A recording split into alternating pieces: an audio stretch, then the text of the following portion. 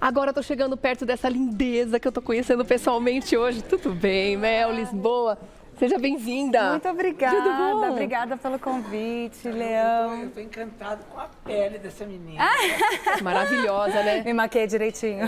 Uma eterna menina, né, gente? Ai, que coisa boa isso. E tantos anos, né, se passaram quando a gente olha uma trajetória linda como essa. 20 anos de carreira já ou mais? É mais, eu fiz as contas ali, 22. 22, uau. E com toda certeza, quando você olha para trás e vê, né, esse fio de crescimento, né, tudo isso que você viveu, desde o primeiro grande papel, né, que foi presença de Anitta, eu imagino que o crescimento não só profissional, mas o pessoal, né, diante disso tudo, é muito bonito de ver, né, Mel? Como é que você enxerga esse amadurecimento? Eu acho que é muito gratificante a trajetória, né? Que é feita de altos e baixos, de acertos, de erros, assim como a vida, né? O nosso amadurecimento. Então, eu prezo pelo amadurecimento, eu prezo pela experiência em tudo na minha vida.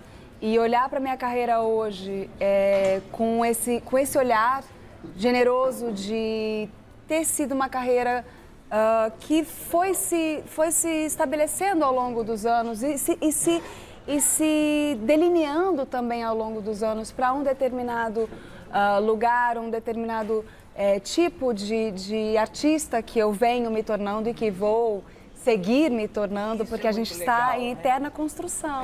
Você perceber a artista que você se tornou, né? Porque você vem, claro que o mercado exige algumas coisas, você faz algumas concessões, mas aí chega uma hora que você percebe a personalidade que você criou, né? Quer dizer, o tipo de escolhas que você fez e tal. Isso é muito importante, né? Às vezes você percebe assim pelo olhar do outro, também isso é curioso, né? Como o outro sendo uma espécie de espelho, em vez de você ficar olhando só para si mesmo. Mas o outro, quando você ouvir o outro falar, né, sobre uma impressão, e aí você fala, puxa, é assim que as pessoas também me enxergam, e isso é interessante, porque vai de encontro com determinadas escolhas feitas propositalmente, ou às vezes escolhas que a vida me proporciona. Então, assim, a vida me proporcionou algumas oportunidades, e eu, às vezes, aceitei, às vezes não, e tudo isso delineia a sua trajetória, a sua carreira, né? Então...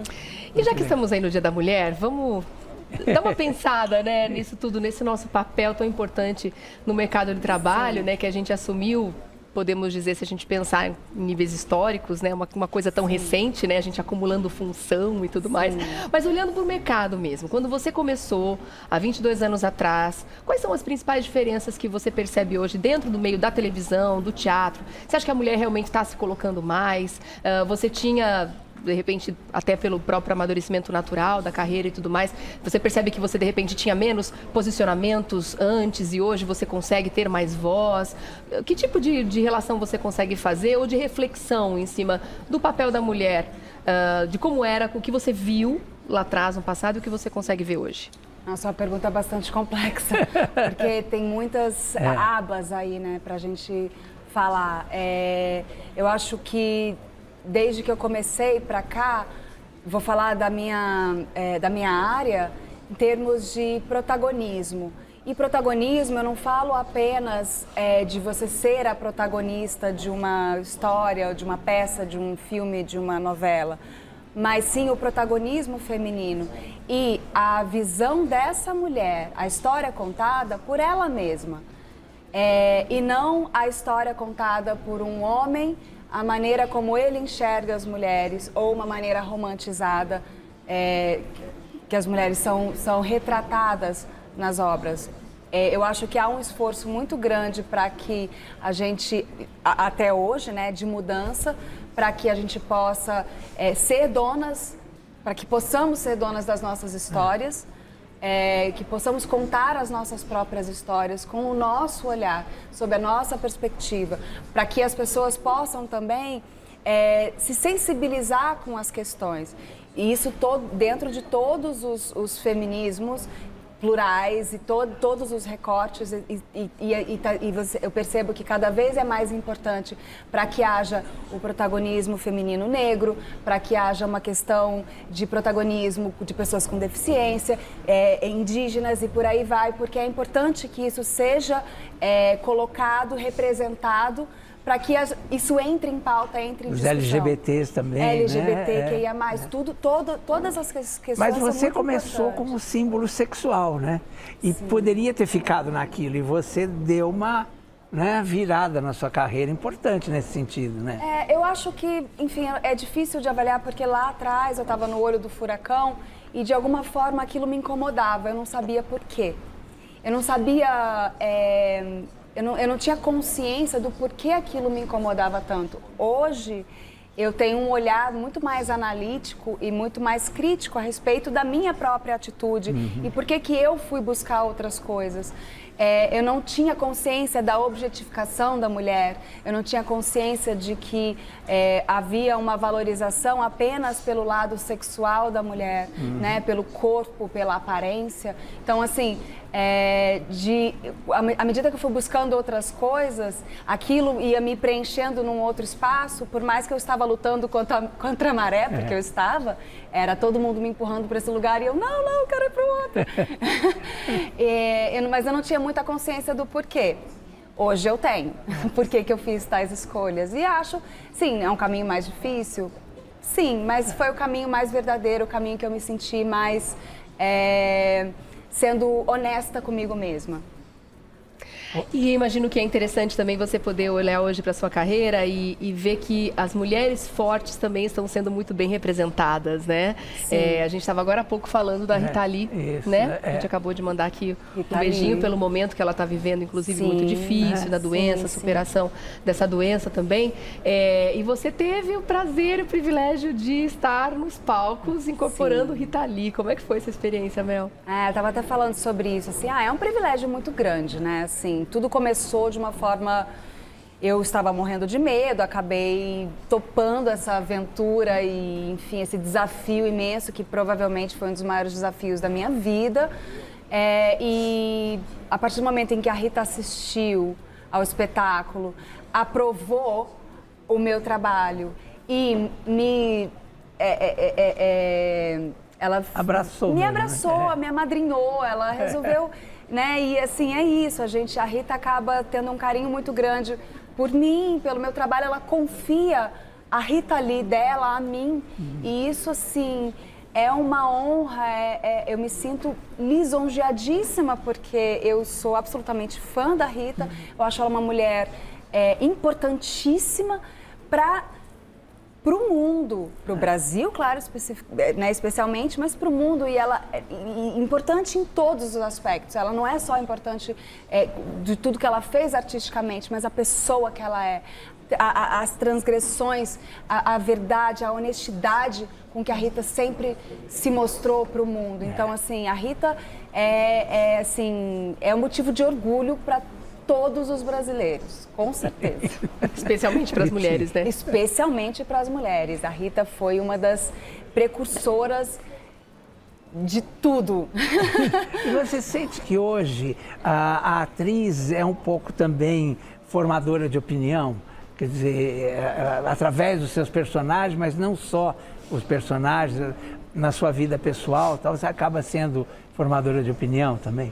Sim, eu acho que as pessoas públicas, elas têm o potencial de serem formadoras de opinião, né? Embora hoje em dia até mudou bastante por conta das redes sociais, você tem outras pessoas, né, que trabalham com esse tipo de instrumento e que também são formadores de opinião, influencers e não sei o quê, que são diferentes do trabalho do artista. Eu acho que hoje em dia, principalmente diante de tais mudanças, eu enxergo o nosso trabalho como potencialmente um trabalho de comunicação e de sensibilização, porque a gente às vezes pode falar uma coisa e é até ouvido, mas nós, seres humanos, eu acho que a gente gosta muito da representação, das histórias. A gente nasceu ouvindo histórias e vai contar histórias a vida inteira e vai morrer contando e ouvindo histórias. Acho que o brasileiro gosta de ouvir histórias, né? A representação é uma qualidade humana. A gente pode se observar e por isso a gente conta a nossa própria história. O artista tem essa ferramenta na mão de se comunicar com as pessoas por meio da poesia, por meio de um meio mais lúdico. E isso, às vezes, é mais potente. Às vezes, você consegue se sensibilizar com uma causa, ter empatia por uma causa, por exemplo, que era distante de você, assistindo a um filme que te tocou, mais do que passando na rua e vendo uma situação verdadeira. Exato. Por incrível que pareça, mas é assim que a gente lida com as coisas. E hoje você tem feito personagens profundas, né? A Madame Blavatsky, aí, por exemplo, que você está fazendo, eu vi, acho que com o Valderez de Barros, há muitos anos atrás. Sim. Né? E é uma personagem que mergulha lá, né? Sim, muito profunda. Isso é uma escolha sua mesmo? A Madame Blavatsky, como algumas coisas na minha vida, elas aparecem como uma oportunidade, como quase um presente. E eu falo, me dá, eu quero. Eu quero. Sabe assim? Aconteceu de antes da pandemia, a nossa companhia de teatro, a Não Companhia, que a gente já tem algumas peças de teatro que a gente fez, a gente estava buscando um texto para uma montagem nova da companhia. E falamos com a Cláudia Barral e quisemos encomendar um texto. Ela falou, olha, eu estou um pouco atrapalhada, não sei o que, mas eu tenho um texto pronto aqui, que eu poderia dar para a companhia. Chama Madame Blavatsky. E a gente começou a trabalhar com isso. A princípio não era um solo. Aí, para resumir a história, veio a pandemia, a gente desistiu, não deu, os teatros todos fechados. Eu acabei fazendo algumas apresentações online. Transformamos em solo, adaptamos para a realidade online, mas agora, finalmente, voltamos para o original, que é no teatro presencial. A peça é diferente, evidentemente, da online. Mas é isso, foi uma situação que me apareceu assim como um presente e que eu falei, então, não, eu quero esse presente, obrigada. E não é bem um personagem, é uma incorporação, né? Como é que funciona isso, Mel, em palco? Eu acho que a Cláudia, como uma boa poeta que ela trabalha o tempo inteiro com ela fala o tempo inteiro dessa brincadeira do próprio teatro, né? A Helena Blavatsky fala, estou num teatro, estamos aqui. No teatro, nada é o que parece. Existe esse texto. E existe uma expressão que é muito usada pelas pessoas em geral, que a fulana incorporou tal personagem.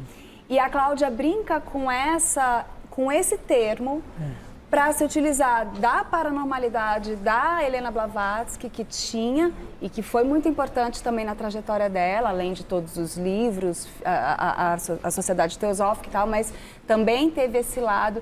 E ela faz esse jogo o tempo inteiro com o teatro, com a personagem, com o que é e o que parece ser.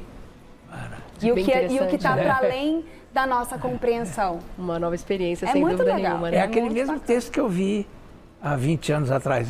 Não é. Então, ela se inspira no texto do Plínio Marcos, que é Madame Blavatsky. Há uma inspiração, sim, nesse texto, mas a Cláudia construiu um outro texto. Cláudia Barral, que é a autora. A autora desse. E o Márcio Macena, o diretor do espetáculo. Eu nem me lembrava que era o Plínio Marcos. Plínio Marcos. Isso. Exatamente. Agora a gente ouve falar muito sobre entender o lugar do outro, né?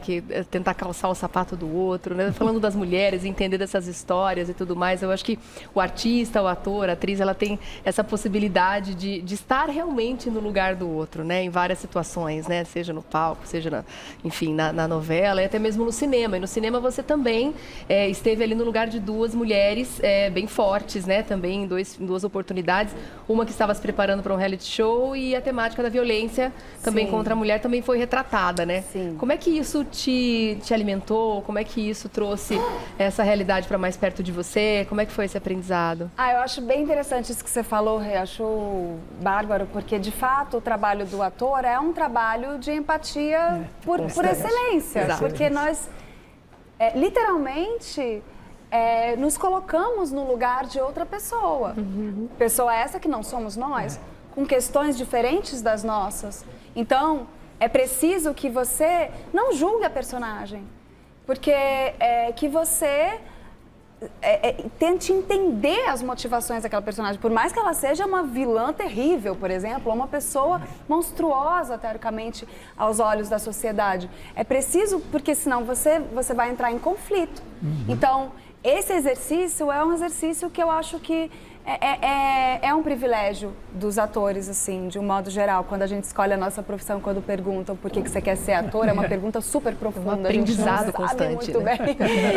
Mas eu acho que é isso, um aprendizado constante. Então, assim, e bem ou mal também é um trabalho que possibilita que a gente, acho que o de vocês também, Sim. entrevistar pessoas é de uma riqueza. Sim.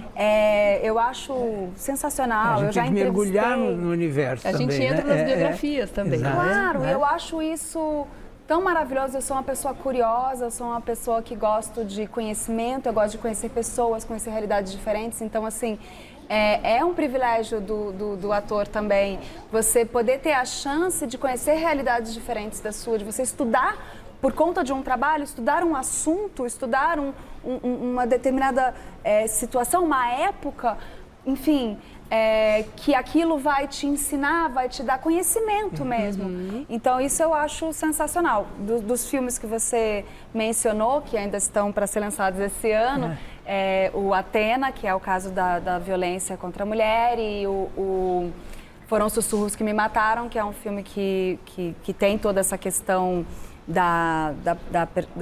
dessa pessoa midiática e dessa coisa, desse mundo um pouco fantasioso e bizarro, né? Vivemos hoje. Exatamente. É um filme Bem atual, né? E é isso, a gente acaba refletindo sobre esses assuntos, né? Com essas oportunidades que a gente tem de representar esses personagens. E a maternidade, como é que funciona nesse contexto todo? Porque é uma pergunta que sempre vem, né? Inclusive, como é que faz com filhos e a carreira e tudo mais? E eu acho isso uma pergunta interessante porque, assim, como a gente estava comentando no começo da conversa, é um acúmulo de função também, né? Sim. A gente estar no mercado de trabalho e criar pessoas, né? Sim. Preparadas para esse mundo de hoje em dia, que não tá bolinho. Não, não tá, é uma responsabilidade enorme. Gigantesca, né? Então, eu acho sempre interessante porque é uma pergunta recorrente, mas eu acho legal porque ajuda a inspirar novas mulheres que de repente estão com essa dúvida justamente. Eu estou trabalhando, será que perguntei isso para cabe? Denise Fraga também, ela deu uma resposta muito legal. É interessante a gente saber... Ver o ponto de vista de cada uma, né? Porque pode ser uma exatamente. inspiração para outras que estão nessa. Será que eu vou dar conta? Será que Claro. cabe na minha vida? Como é que funciona isso na sua, essa dinâmica? Eu acho que isso é uma questão de todas as mulheres, né? As mulheres, elas acabam acumulando muitas funções e se vem numa situação, às vezes, em que você entra numa paranoia de que não vou dar conta. E às vezes você não dá conta mesmo. E tá tudo bem. Eu acho que é esse lugar dessa cobrança, que não é só a sociedade, mas a gente mesmo, nós mesmas nos cobramos que sejamos excelentes em tudo. A gente erra, a gente falha em alguns momentos e a gente precisa ser generosa com nós mesmas, porque senão fica tudo muito difícil, muito pesado, né? entendeu? É injusto, né? Uma cobrança injusta. Exatamente. Então, eu acho que assim, a gente, claro, eu, por exemplo, aí vou falar do meu... Eu tento fazer... Você tem 2, né? Eu tenho 2. Eu tenho um casal. O Bernardo tem 14 e a Clarice tem 10. Que nomes lindos. O Bernardo é o nome do meu avô. Já é. E assim, eu tento sempre, todos os dias da minha vida, fazer da melhor forma que eu posso. Seja no meu trabalho, seja em casa, seja com os meus filhos. Agora, às vezes, eu erro. Às vezes, eu não consigo ser tão boa quanto eu gostaria. E eu preciso me perdoar. porque senão fica difícil. Sim. E eu acho que essa é uma questão talvez que você falou da inspiração, assim, eu acho que é mais, não sei, assim, é difícil, porque mais do que falar, nós somos assim, capazes de fazer tudo e vamos, é ser generosa, ser tranquila consigo mesmo, sabe? E tentar administrar as coisas de uma forma que não seja tão pesado, assim. Eu acho que isso talvez ajude. Claro que tem horas que a gente não consegue. Mas só essa proposta tá de leveza bem. a gente sabe que já ajuda bastante em muitas situações, né, Mel? Assim, eu acho que é um norte a se seguir, assim, é um objetivo, sabe? É ambicioso. Meta de vida. É isso, mas se a gente tentar trilhar esse caminho, eu acho que já pode ajudar. Que papo delicioso, Mel. Obrigada, viu? Que prazer te conhecer pessoalmente. Eu que uma agradeço. Lindeza. E com tanta estreia boa para esse ano. Quanta novidade em 2023, hein? Pois então, esses dois filmes vão ser lançados esse ano. Vão ser lançados esse ano. Aí tem a Blavatsky em cartaz às terças e quartas. Começa agora dia 15, dia né? Dia 15, exato. Tá. Semana que vem, né? Estreia. Terças e quartas. Terças e quartas. Aí fica em cartaz às terças e quartas no Teatro Vivo, às 20 horas, até 31 de maio. Tá. Só que antes da Blavatsky acabar, eu reestreio o Misery também, já aproveito o gancho. O Misery a gente reestreia no dia 5 ou 6, agora não falo, mas é a primeira semana de maio, Tá. aí no Teatro Tuca. E durante o mês de maio eu vou ficar com as duas peças em cartaz. Uau, gente, que energia, parabéns, que delícia, muito bom. E aí, gente, o Teatro Vivo fica na Chucre Zaidan, 2460 no Morumbi. Mas eu tô sabendo que vocês vão ter um papo para bater também aqui. Teremos uma nova entrevista daqui a um tempo. Nós vamos fazer um pouco mais pessoal essa conversa. Maior para outro dia. E para você seguir essa querida nas redes sociais, @Mel Lisboa. Obrigada mais uma vez, meu amor. Obrigada mesmo. Boa sorte, viu? Temporada linda pra você esse ano. Obrigada. Muito bom. Minha linda.